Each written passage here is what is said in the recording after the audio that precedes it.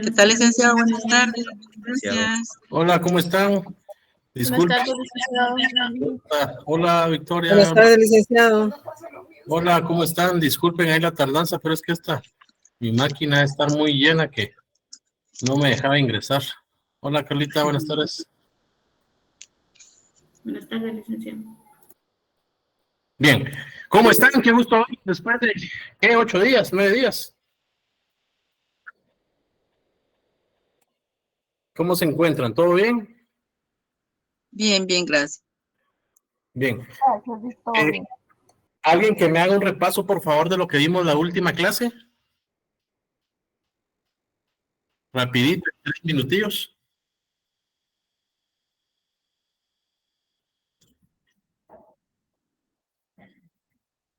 A ver, Carla, ¿de qué hablamos? Empezamos a hablar del conflicto, la clase de conflictos que son individuales y colectivos. El fundamento legal es el artículo 292 del Código de Trabajo.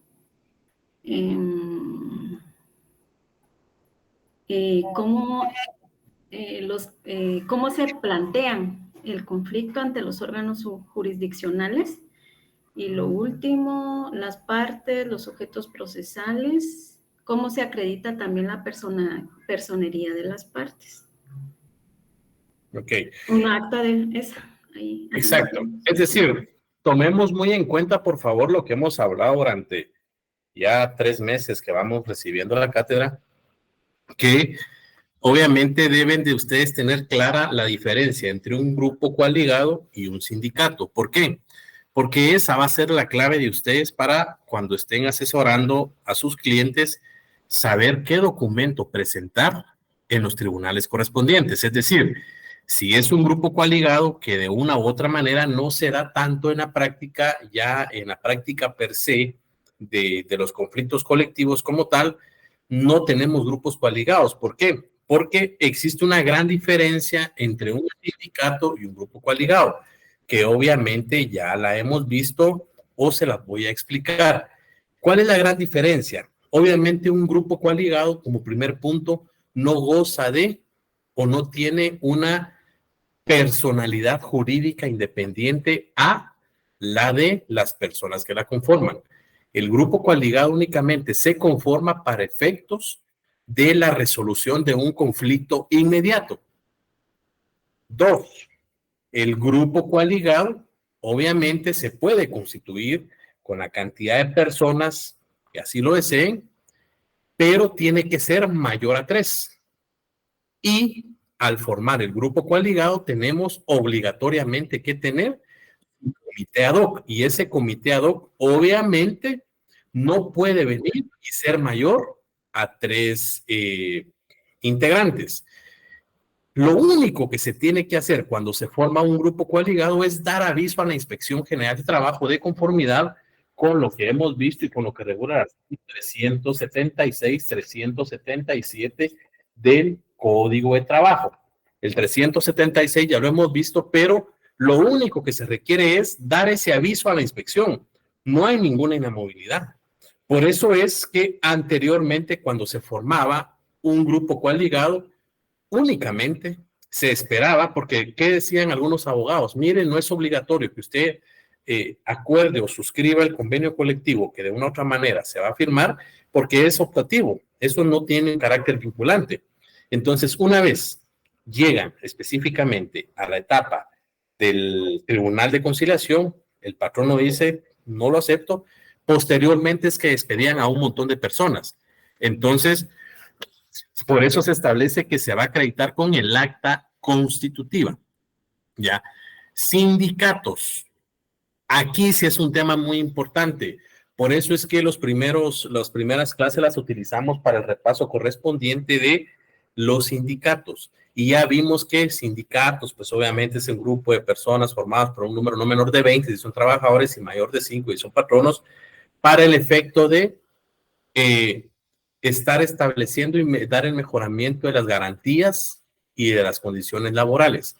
El sindicato sí goza de personalidad jurídica independiente a la de la creación de sus integrantes. 2, el sindicato, pues obviamente goza sus integrantes de esa inamovilidad. Y el sindicato es una institución reconocida a nivel nacional e internacional. ¿Se recuerdan ustedes cuando muy empezamos la cátedra o el curso y que les dije que por favor leyeran el convenio 87 y el convenio 98 de la OIT y que por favor establecieran, porque el convenio 98 ya reúne todos los requisitos para lo de la negociación colectiva y también el convenio 87 porque son convenios fundamentales? ¿Se recuerdan que vimos eso? Entonces ya en la práctica tribunalística como tal, ustedes van a acreditar específicamente la representación de los sindicatos a través de la certificación de su personalidad. Uno, ¿por qué? Porque es la representación del sindicato como tal.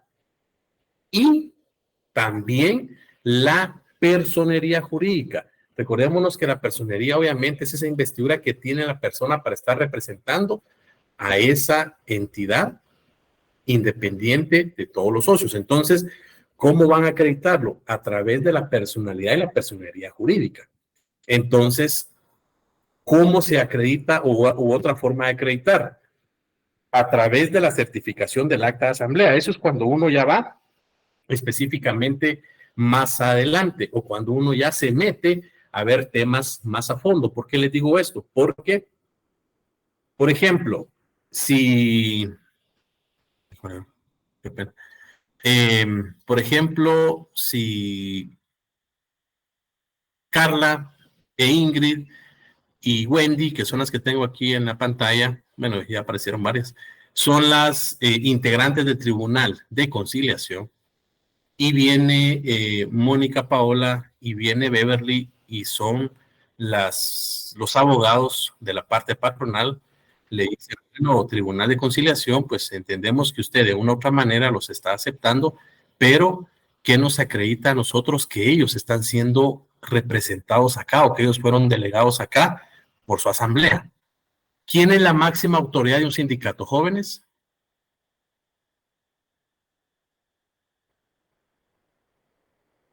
¿Quién es la máxima autoridad de un sindicato? ¿Quién es la representación o quién ejerce la representación total de un sindicato? La asamblea, Alec. Así es, Eddie, muy buena tarde. La asamblea. ¿Y quién conforma? Buenas tardes, gracias. No se preocupe, ¿quién conforma la asamblea? Serían los afiliados. Así es, la totalidad o la mitad más uno de los afiliados. Entonces, ¿qué es lo que pasa acá? A mí me puede presentar Fátima como representante de los trabajadores, pues obviamente la certificación de la personalidad.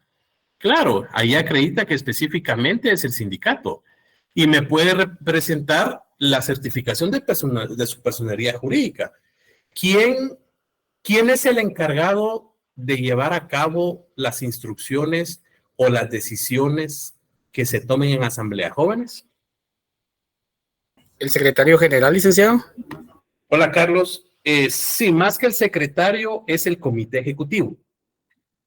El secretario general lo que hace nada más es representar a ese comité ejecutivo, pero el comité ejecutivo es el encargado y es el que ejerce la representación de el sindicato. ¿Me explico? Tomando en cuenta esto, pues obviamente ya venimos y partimos que si es el comité ejecutivo, ¿qué me garantiza a mí que el comité ejecutivo está representado o está autorizado para poder representar en un tribunal de conciliación y arbitraje? Por eso es que los abogados, cuando defendemos específicamente al empleador o al patrono, lo que hacemos es pedir la certificación de la asamblea, en donde le decimos, por favor, que acredite que de una u otra manera está facultado para estar acá. Y saben ustedes que con eso muchas veces hemos votado la representación de los trabajadores. Pues yo he defendido patronos, ¿verdad? Pero es parte de la estrategia, se la estoy pagando. trasladando. Entonces, con eso hemos logrado frenar las audiencias y hemos dicho, miren, si no tienen la representación, ¿qué me garantiza a mí? ¿Y qué diría Ingrid y Carla si yo les digo esto? ¿Tiene lógica o no tiene lógica?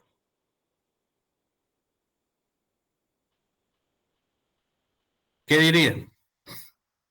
Dica ahí plantea una excepción de falta de personería. Pues sí, sí. Tal vez más que excepción, Gilly, muy buena pregunta, más que excepción de falta de personería, lo que plantearíamos es una situación que ya lo vamos a ver porque aquí la personería la tienen, porque son los representantes del comité ejecutivo, pero lo que nos debe de interesar a nosotros es si tienen o no la legitimidad para actuar. Entonces ahí lo que se hace es venir y previo a continuar con la audiencia correspondiente, pues obviamente que acrediten por medio de la certificación del acta de asamblea. Que no se les olvide, jóvenes, para su vida, porque esa certificación, hay veces que por tanto trabajo que nosotros hacemos, no preparamos muy bien al cliente o no leemos bien los documentos, eso nos va a servir para ganar tiempo. Es un tema eminentemente de estrategia legal.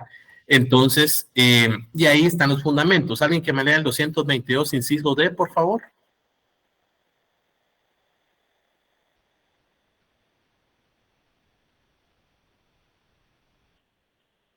D de dedo.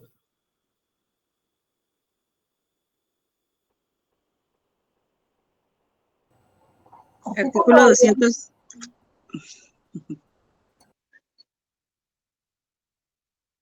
$222. Uno a la vez, por favor, no se estén amontonando. Artículo 222. Son atribuciones exclusivas de la Asamblea General. Inciso D. Aprobar en definitiva los contratos colectivos de trabajo y los pactos general para los miembros del sindicato. El comité ejecutivo puede celebrar referéndum de esos contratos, pactos y convenios y puede también aprobarlos en definitiva siempre que la Asamblea General lo haya autorizado en forma expresa y limitativa para cada caso. Ahí quedemos. ¿Qué significa ad referéndum, jóvenes? Ahí lo dice en su presentación, licenciado. Aprobación superior. Por eso, voy a poner atención. ¿Qué quiere decir esto? Lo que significa es que, por ejemplo, cambiemos de chip. Ingrid, Wendy, Carla, Mónica y Beverly son las representantes que la Asamblea General designó para la negociación del pacto colectivo. Pero ellas van a actuar, supongamos que los del sindicato somos 80 y ellas 5, pues obviamente están facultadas para aprobar cada artículo del pacto. ¿Por qué? Porque en cada discusión de cada artículo no van a ir a ellas a decir, permítame, tenemos que pedir la aprobación de la Asamblea. Cuando dice ad referéndum, lo acaba de leer Aurora, pues obviamente lo que se entiende es que tienen la facultad necesaria para aprobar o improbar cualquier artículo de la negociación. ¿Me explico? Entonces, al final están de una u otra manera facultados para poder hacerlo. Por eso ven que ustedes cuando existe una negociación de un pacto colectivo, lo que hacen es venir y los 4 o 5 representantes de los trabajadores dicen sí, no, sí, no. Incluso yo he pedido esas actas cuando estamos en una negociación de un pacto colectivo y les digo, ustedes tienen todas las facultades de una u otra manera para poder aceptar. Sí, licenciado. ¿En dónde está? En el acta. Y cuando leo las actas no está. Entonces les digo, miren, ustedes no están facultados para estar aceptando representación de toda la asamblea. Cuando ustedes los autoricen, de una u otra manera, ya empezamos a negociar. Y ahí es donde empiezan que estoy limitando la libertad sindical. No, estamos hablando de puntos de derecho, porque eso lo establece el convenio 98. Eso lo establece que tienen que tener todas las facultades. Entonces, ¿se dan ustedes cuenta la importancia de manejar el derecho procesal colectivo del trabajo? Y más que la importancia de manejar el derecho procesal colectivo, de manejar el derecho colectivo del trabajo y conocer ustedes, por lo menos a grosso modo, el contenido de sus instituciones. Porque con una facultad que no tengan, ustedes pueden venir y limitar el actuar en ese momento. Y eso no significa que se esté violentando la libertad sindical. Cuando dice aprobación superior significa, y por este acto también aceptamos que se le da todas las facultades necesarias a Ingrid, Wendy, Carla, Mónica y Beverly para que en representación de la Asamblea General del Comité o del sindicato de la sección G del octavo semestre realice todas las negociaciones. Entonces ya si Mónica, Beverly e Ingrid aceptan un aumento de 5 quetzales, después la general no le tiene que decir por qué aceptaste eso, pues si me diste las facultades, no te quejes. Eso es lo que pasa. Por eso hay que elegir a los más hábiles en estas negociaciones. Y por eso es que ustedes ven que en la realidad, ya trasladándolos a la realidad, los dirigentes sindicales siguen siendo los mismos. Yo no voy a hablar aquí de política gremial, yo voy a hablar de lo que pasa en la realidad y es un tema eminentemente de derecho el que estamos hablando. Pero al final, por eso es que vuelvo y repito cuando se menciona esa conquista que se hace. Entonces, era muy importante para nosotros ver el tema de la representación. Ya teniendo claro, ¿tienen alguna duda con lo que acabo de exponer? Porque eso es muy importante, porque de ahí para acá no podemos retrotraerlos. ¿Alguna duda, jóvenes? Dígame, Dani. Sí, buenas tardes, licenciado. Casi noche. Hola, ¿cómo está?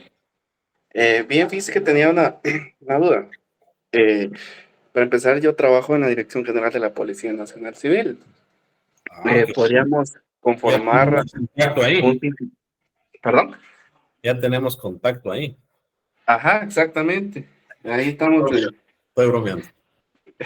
No, bueno, tenía la duda porque yo soy procedente del Centro Universitario de Jutiapa y mis catedráticos de laboral 1 y 2 y pues administrativo, pues me indicaron una cosa. Uno como trabajador 011 puede conformar un comité ad hoc o un sindicato por ser fuerza de seguridad. Esa es mi duda, licenciado, porque en los últimos meses pues, nos han dado un aumento de 1,000 quetzales y al final que solo recibimos como 300 infracción porque lo dividen que Montepío, X y no sé qué otros descuentos. Pero mi duda principal es, ¿uno puede formar un sindicato o un comité ad hoc siendo fuerza de seguridad? Antes de darle la respuesta, Dani, ustedes van a ser futuros abogados, Dios mediante.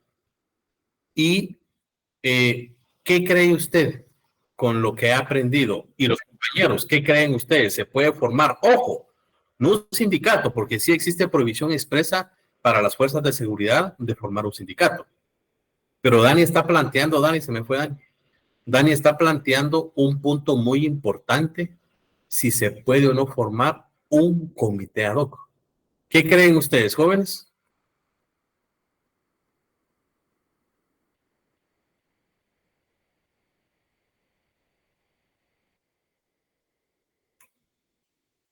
¿Jóvenes?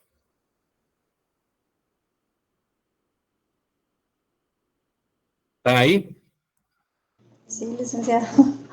¿Qué Yo creen? digo que sí, porque también es temporal y no funciona con las características de un sindicato y es para dar el pliego de peticiones también que ellos tienen de las mejoras. Pensaría yo que sí y tendrían que ponerse de acuerdo.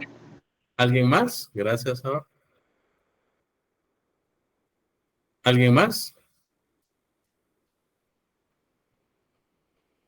¿Jóvenes? Licenciado, buenas tardes. Hola, ¿cómo está? ¿Qué tal? Fíjese que yo pienso que sí podrían formar un grupo coaligado para solicitar, ¿cómo se llaman? Mejoras en sus condiciones, pero el procedimiento, por ser ellos fuerzas de seguridad y porque ellos son los que protegen a la población, sí tendrían como bastantes... ¿cómo se llama? Obstáculos, ¿verdad? Sí, sería más difícil, pienso yo. Ok, vamos a escuchar un comentario más. o una intervención más.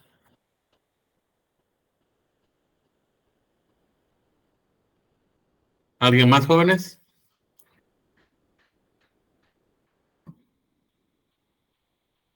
¿Qué dicen ustedes?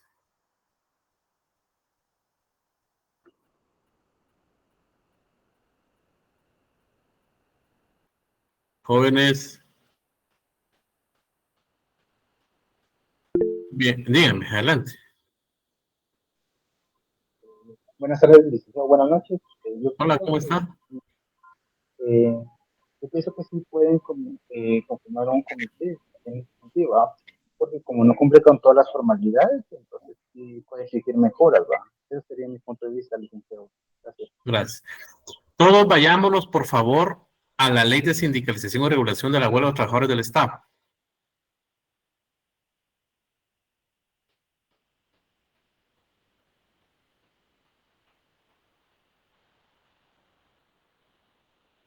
Léame el artículo 1, por favor.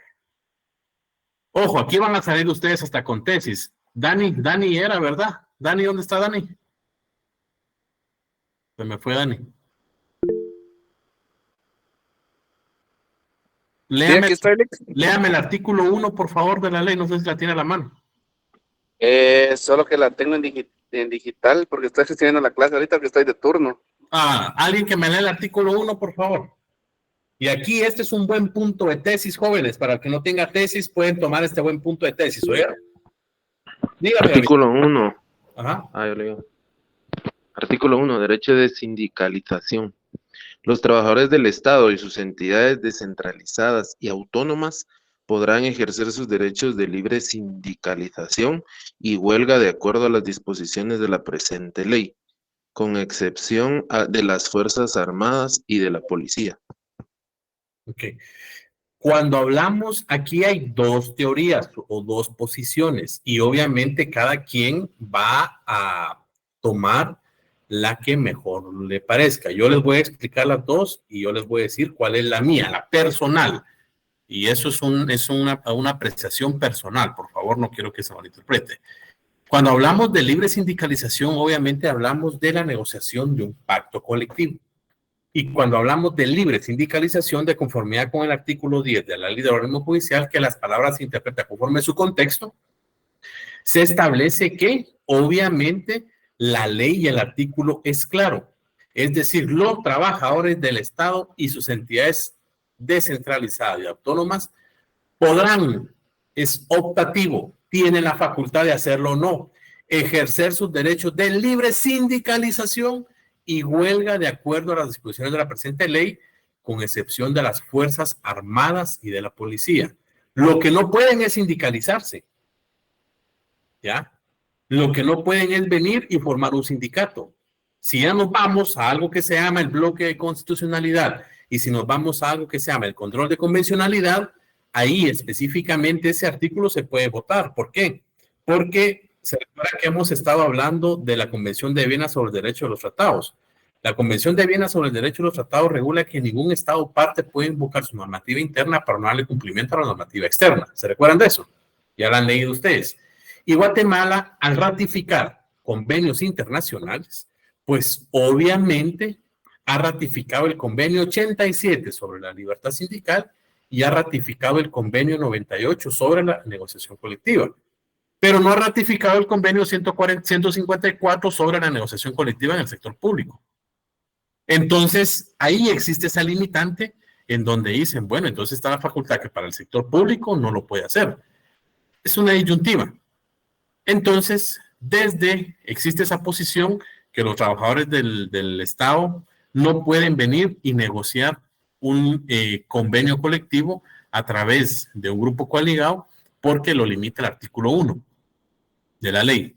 La otra posición es que de una u otra manera sí lo pueden hacer porque la ley es clara y la ley solo regula que tienen prohibición para sindicalizarse. Entonces sí pueden formar un grupo coaligado.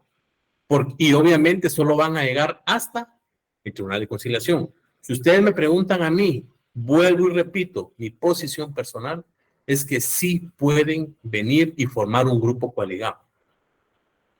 porque no está encauzándose sobre la libertad sindical. Lo que se está formando es un grupo coaligado para establecer las mejoras y de las condiciones laborales. Y puede o no realizarse la negociación. Y puede realizarse en el arreglo directo. No confundamos arreglo directo con la vía directa. Y ahorita vamos a entrar a ver eso. El arreglo directo es una cosa y la vía directa es otra cosa, ¿se recuerdan? Aunque tal vez se escucha lo mismo, es distinto. El arreglo directo es para los grupos coaligados y la vía directa es para los sindicatos. Ya vamos a ver específicamente la diferencia. En conclusión, se me fue aquel. Compañeros, ahí está Dani. Desde mi punto de vista, sí puede formarse un grupo coaligado y presentar la negociación. En la práctica, en la realidad, que quieran hacerlo o que puedan hacerlo es otro tema, porque obviamente influyen mucho los temas políticos. Ya ven lo que pasó del 2015 para acá, incluso lo que está pasando ahorita. No sé si vieron ustedes la noticia del día de hoy. ¿Qué pasó el día de hoy? El Ministerio Público allanó las bodegas donde estaban guardados los, ¿cómo se dice? De los votos, Las cajas electorales, es decir, el voto secreto de todos los guatemaltecos. ¿Por qué digo esto? Aquí no vengo a hablar de política, lo que vengo es que así como se está creando ahorita esa zozobra y ese pánico y ese terrorismo, se creó en el 2015. Entonces, la gente, ¿ustedes creen que si yo no da la vida en 4 años, nosotros vamos a querer integrar las juntas receptoras de votos? O le pregunto a Ingrid, a Beverly y a Carla si ella quiere ser integrante de la junta receptora de votos cuando dicen que hoy hubieron o tienen 26, 26 dólares de captura para los de las juntas receptoras de votos. No solo ni les pagaron, ¿ya? Y ahorita tienen órdenes de captura algunos. Entonces, ¿por qué digo esto? Porque ya en la realidad, en el 2015, ¿se recuerdan ustedes que existió la persecución sindical por el tema del pacto de salud? Esa tarea se las voy a dejar, por favor, investiguen los antecedentes del pacto colectivo de condiciones de trabajo del Ministerio de Salud firmado en el 2013, que se dio la captura o se dio la orden de aprehensión de algunas personas y ahí se creó un pánico, incluso violación a la libertad sindical. Entonces, ¿qué va a pasar, Dani y compañeros? Que ustedes lo pueden hacer, pero no se los van a aceptar. Lo que van a hacer es destituirlos. Por eso es que está un derecho vigente y no positivo. Ese es un buen punto de tesis. Dígame, Dani.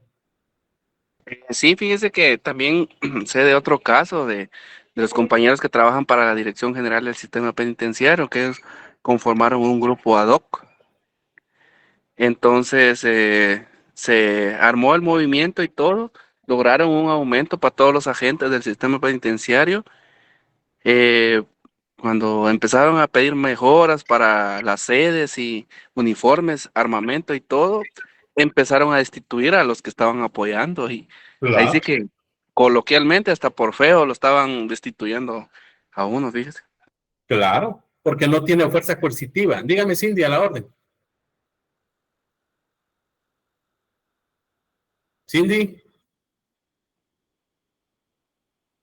Bueno, claro, obviamente, eso, miren, yo no sé si ustedes tienen tesis, ya tienen punto de tesis, pero ese tema que Dani acaba de tocar es un buen punto de tesis, jóvenes. ¿Qué es el punto de tesis? Es venir y plantear las interrogantes, establecer las hipótesis correspondientes para poder solucionar un problema.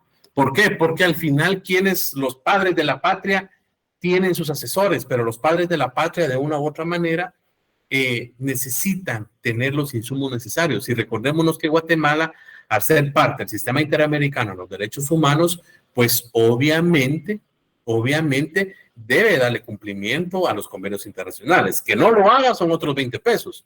Pero, ¿qué establece el artículo 46 de la Constitución? Ya lo hemos visto, preeminencia sobre el derecho internacional sobre el derecho interno. Entonces, muy buena pregunta, Dani, y espero haya quedado claro lo que expliqué. No, sí, bastante claro, la verdad. Gracias, licenciado. Ya tenemos ahí para ir acomodando ahí a todos los compañeros. Así es, porque al final es parte del proceso. Bien, entonces, arreglo directo. ¿Qué es el arreglo directo? Jóvenes, ¿para qué aplica el arreglo directo según lo que hemos platicado? Estimado licenciado, disculpe que le interrumpa. ¿Cuál sería el tema de investigación que nos mencionó del 2013? Que Investiguen, por favor, o denle una leidita al caso que fue muy sonado en el 2014, 2015, sobre la judicialización que se dio a la negociación colectiva con relación a el pacto colectivo del Ministerio de Salud, que se firmó en el año 2013, ¿ya? Porque al final ese pacto colectivo generó que de una u otra manera se estuvieran realizando revisiones a otros pactos colectivos. Y de hecho, déjenme decirles que a raíz de esas negociaciones, ahorita en el Ministerio de Trabajo se está dando algo que se llama reserva de ley, algo que no está en ley. ¿Por qué? Porque llega el pacto colectivo, ya negociado por las partes, y piden un dictamen de la Dirección Técnica del Presupuesto, la DTP. Sí, Cindy, dígame, es que le está dando la palabra, pero no sé si no me escuchó. Entonces, al final están limitando la libertad sindical.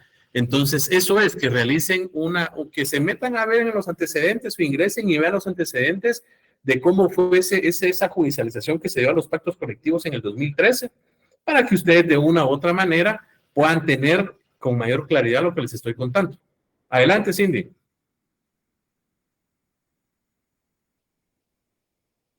Bueno, ¿qué es el arreglo directo? Yo siempre lo he dicho. Vamos a bajarle la mano a Cindy. Bueno, ¿qué es el arreglo directo? Yo les compartí a ustedes, pues, que obviamente necesitamos tener una definición, y el exdecano, el ex magistrado, el ex abogado, experto en Derecho de Trabajo, el licenciado Gustavo Bonilla, nos daba una definición que regulaba que era la instancia extrajudicial mediante la cual patronos y trabajadores entre sí o con acompañamiento a amigables componedores resuelven controversias de tipo doméstico no susceptible de provocar huelga o paro y que se materializan en un paro. Esta es la definición que tenemos en el Código de Trabajo también.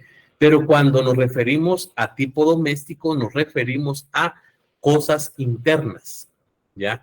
Es decir, a situaciones que son susceptibles de arreglar sin que exista la intervención judicial. Por ejemplo, lo que establecía Dani, puede regularse una negociación o unas mejoras salariales. O, por ejemplo, nadie, no sé si ustedes han visto, pues, pero ningún sindicato va a hablar de temas ergonómicos. ¿O han escuchado ustedes? ¿Se recuerdan que les puse una tarea? De verdad que hasta ahorita me estoy acordando. Que se pusieran a ver los sindicatos si hablan del tema de salud y seguridad ocupacional. Hasta el año 2014 había un reglamento de salud y seguridad ocupacional que tenía 57 años de historia. Y el año 2014 para acá ya ha sido reformado 4 veces. Las últimas 2 veces fue por temas de pandemia. Y ahí se mencionan los temas de ergonomía.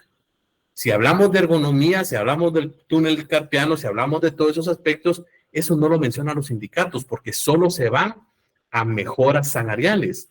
Pero ustedes han escuchado lo que se llama el clima laboral. ¿Qué es el clima laboral? ¿Qué creen ustedes que es el clima laboral, jóvenes? Psicológicamente me imagino que es el ambiente en donde se elabora, licenciado. Así es. Es nuevo para mí. Bueno, pues aquí vamos a aprender todos. El clima laboral es ese aspecto, es esa acción que se da, lo acaba de decir Gloria, es el ambiente en donde una u otra manera uno se está trabajando. Lo estoy hablando coloquialmente. Se hacen estudios de clima laboral.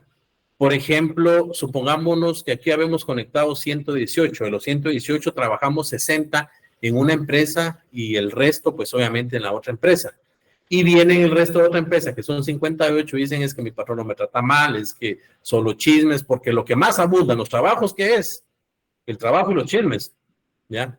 Yo les digo a las personas, si así como chismean, trabajaran, estuviéramos al día. Pero al final, los chismes, el ponerse en mal, el hablar uno el otro, eso no genera un clima laboral tranquilo. ¿Por qué? Porque al final viene Carla y le dice y le cuenta a Ligia, fíjate que tengo un problema, porque ni modo, pasan más tiempo juntas en el trabajo que en la casa. Entonces, Carla dice, Ligia es mi amiga, y es un ejemplo, yo Ligia, y Ligia es mi amiga, y viene Ligia y le cae mal Carla porque lleva unos zapatos distintos todos los días, o se arregla bien, y después Ligia viene y dice, la va a poner en mal con Aurora, y después empiezan los problemas entre ustedes, y cuando resulta ya no están trabajando lo que tienen que hacer del trabajo. Entonces, y ahí se empieza a tornar un clima laboral feo. O que venga su jefe y las acosa. Y las acosa en todos los aspectos, pues laboralmente, que la controla para ir al baño, que la controla para usar el teléfono. El clima laboral pasa mucho ahorita en los call centers. Entonces, al final, cuando hablamos del clima laboral, se refiere a ese ambiente que debemos de tener. Tampoco se trata de que vivamos en fiesta todo el día, pero por lo menos el respeto, pues. Entonces, ¿cuándo ha visto ustedes que los sindicatos dicen necesitamos tener un clima laboral excelente? Si lo que más abunda son los conflictos. Licenciado, Dígame, Dan. ¿el hostigamiento laboral existe? Yo no me acuerdo, la verdad. Claro. Imagínese, Dani, que usted sea mi jefe y me dice, bueno, Jesús, usted de una u otra manera ahora entraba a las 8, va a entrar a las 7:30 y yo empiezo a hacer mi mayor esfuerzo. Supongamos que yo no sé qué trabaja usted, pero si trabaja en la dirección me imagino que informes o no sé. Y voy yo y empiezo a hacer informes y usted no sirve para nada. ¿Usted por qué está haciendo esto? ¿Por qué está aquí Jesús? Usted me empieza a hostigar. Y mire, trabajé esto, mire, ya terminé, entonces pongámosle más cosas. O tengo mi hora de almuerzo, disculpe, pero me urge esto. Sí existe el hostigamiento laboral. ¿Ya? Que no esté regulado en la ley, es otro tema. Pero al final, miren, el código de trabajo es tan amplio y tan bonito, jóvenes, que ustedes pueden proponer puntos de tesis. Yo siempre los invito a que los temas que hablamos acá los planteen como un punto de tesis, porque al final les va a ayudar.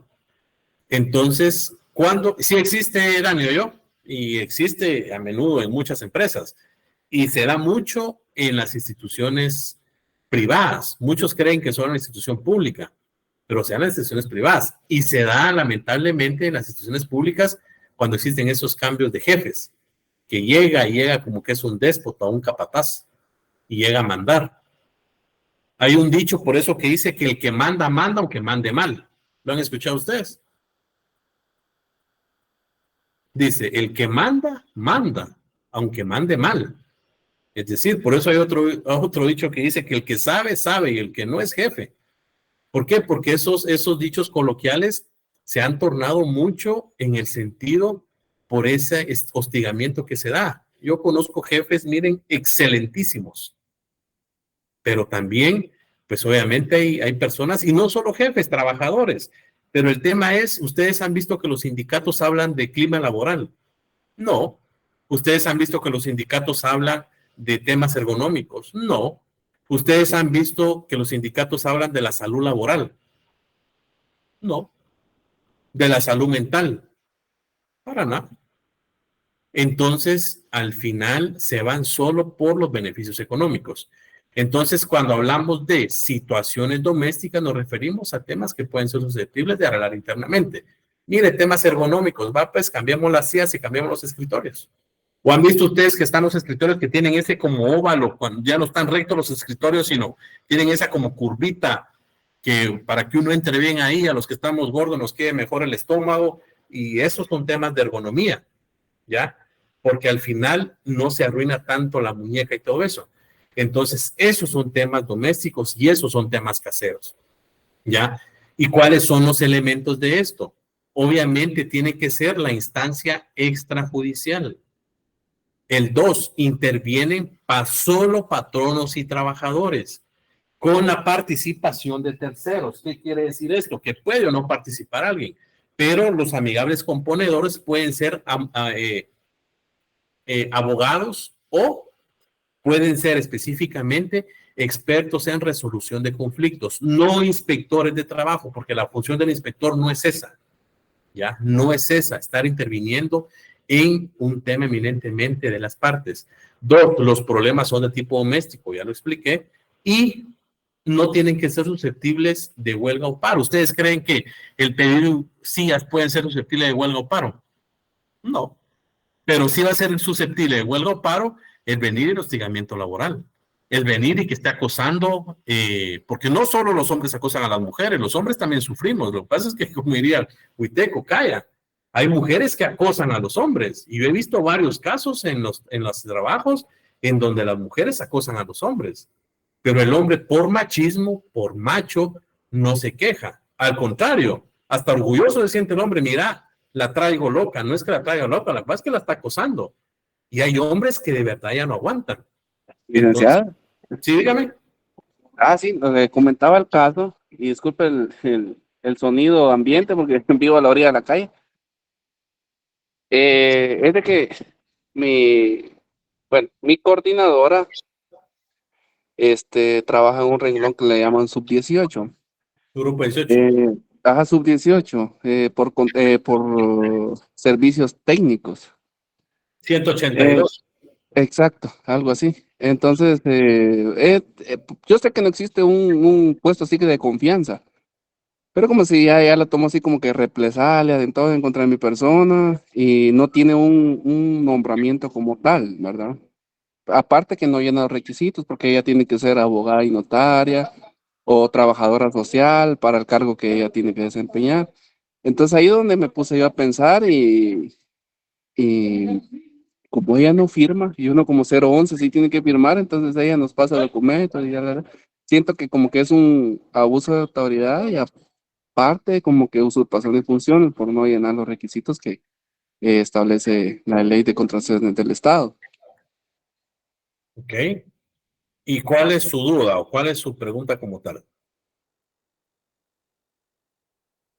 ¿Dani? Que si ella puede girar instrucciones a todos los que tenemos. No. Dos temas, ya le entendí. Disculpe que lo interrumpa. Dos temas. La ley de contrataciones del Estado, hablando en el artículo 44 de la propia ley, inciso E, creo que es sobre los casos de excepción. La ley de contrataciones del Estado se creó específicamente para esos casos excepcionales de contrataciones temporales. Y ahí les recomiendo que usted vea el manual de clasificación presupuestaria del Estado, donde están todos los renglones presupuestarios. 029, el grupo 0, su grupo 18, que empieza 181, 82, 83, 188 y 189, que es otros estudios. Una persona contratada y la calidad de funcionario público, yo les recomiendo que lean el artículo 4 del reglamento de la ley del servicio civil. Ahí está la definición de qué es un servidor y un funcionario público, diferencia entre servidor y funcionario público. Y lean los primeros artículos de la ley de servicio civil. Ella, como primer punto, no tiene la facultad ni tiene la calidad de trabajadora del Estado. ¿Por qué? Porque es una persona, pues compártalo, ven porfa ahí a la tribuna, compártalo. Gracias. Entonces, ella no es funcionaria pública, no es servidora pública. Entonces, el problema es que esto va más allá de una intencionalidad, esto va más allá de un puesto, porque todas las personas están, la mayoría está contratada bajo su grupo 18, el 029, y giran instrucciones, giran órdenes. Entonces, al final, ese es un tema, si yo le diría a usted, no es porque seamos revoltosos acá, presente su denuncia anónima a la inspección, que lamentablemente la inspección tal vez va a llegar en un mes, ¿verdad? Porque no hay muchos inspectores. Pero al final lo pueden hacer. Y cuando lleguen, pues los entrevistan y sin miedo, porque ya leímos el artículo 10, 11, 12, 13, 14 del Código de Trabajo, que se prohíbe a los patronos tomar represalias en contra de los trabajadores. ¿Me explico? Entonces, este es un punto que va más allá, porque usted dice la ley de contrataciones del Estado, pero la ley de contrataciones del Estado regula que es un contratista. Recordémonos que ellos son proveedores. Si usted se mete a Guatecompras e ingresa el NIT de ella o ingresa el DPI de ella, pues sale que es una contratista, que es una proveedora del Estado, que está contratado bajo los casos de excepción del artículo 44 o está contratado como una consultora. Entonces no tiene la calidad de servidora pública.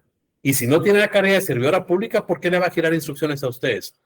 El problema es que ahí es donde entra el principio de realismo. No sé si me explico, Dani, compañeros. Sí, exacto, lo entiendo, licenciado. Ella podrá ser su jefa solo de palabra, pero legalmente no. Entonces denúnciela, aunque digan que soy un revoltoso, presente su denuncia a la inspección. Ya. Entonces, miren, jóvenes, yo tengo un compromiso ahorita a las 7:15, tengo que salir ya. Es una reunión, pues, Pero yo les quisiera rogar si podemos dejar la clase el día de acá, faltando 8 minutos. Me estaban informando que el día jueves no hay clase, porque hay asueto, ya les van a informar a ustedes. Entonces, como el viernes es 15 y hoy el jueves es 14, entonces, si hay que, no sean así, ya están con los, ahí sí contestan todo, ¿ah? Entonces, al final, si el jueves hay clases, si así hablaran, fuera bueno. Si el jueves hay clase, nos miramos acá. Y si no, les recomiendo, por favor, que lean el arreglo directo y ya lo platicamos el día martes, ¿les parece? Si hay clases, nos miramos a la misma hora por la misma plataforma y pues platicamos. Y si no, lean el arreglo directo y nos miramos el día jueves, ¿les parece? Sí, está bien. Licenciado. Gracias. Licenciado. Está bien, licenciado. Bendiciones. Igualmente. Feliz noche. Gracias por todo, licenciado. Adiós, igualmente. Adiós. Feliz noche, licenciado. Gracias. Feliz noche. Buenas noches. Adiós. Buenas noches, licenciado.